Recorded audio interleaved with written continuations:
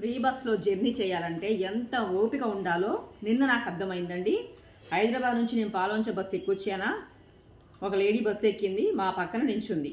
అప్పటికి నాకు సీట్ దొరికింది, నేను కూర్చున్నా. తను నించుంది. సరే సీట్లు లేవు కదా అనుకొని నించుంది. కండక్టర్ సార్ వచ్చి ఆధార్ కార్డు చూపించమ్మా అంటే ఆధార్ కార్డు మర్చిపోయింది.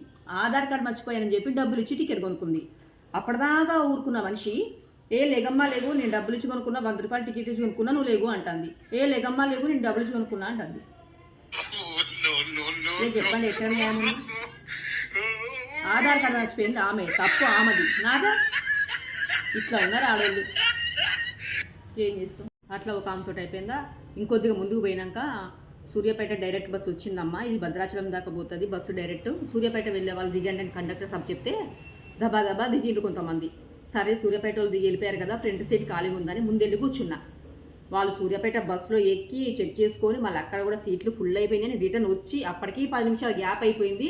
రిటర్న్ వచ్చిన తర్వాత అది నా సీటు లేగు అంటుంది, అది నా సీటు లేగు అంటుంది. ఇది ఎక్కడ న్యాయం అండి? ఆల్రెడీ ఆ బస్సు కోసం వెళ్ళిపోయిండ్రు, మళ్ళీ వచ్చింది నా సీట్ అంటది. ఏమో కానీ జనాలు అయితే చంపుతున్నారు బాబో. ఇక ఇంకొకళ్ళు ఏమో 3వ పర్సన్.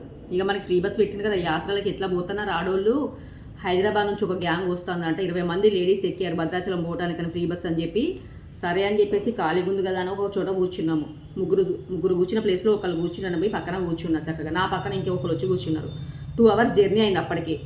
అక్కడొకళ్ళు ఫ్రీ బస్ కదా, మనం డబ్బులు పెట్టలే కదా, అక్కడొకళ్ళు కూర్చొని ఆ అమ్మమ్మ దగ్గర కాసేపు, అక్కడ దగ్గర కాసేపు ముచ్చట్లు పెట్టుకుంటూ వచ్చి ఇక్కడ బోరు కొట్టి, ఇది మా అమ్మమ్మ ప్లేస్ నేను ఎప్పుడో కూర్చున్నా, నువ్వు నా ప్లేస్లోకి వెనక్కిపో, ఇది నా ప్లేస్ నువ్వు వెనక్కిపో అన్నది.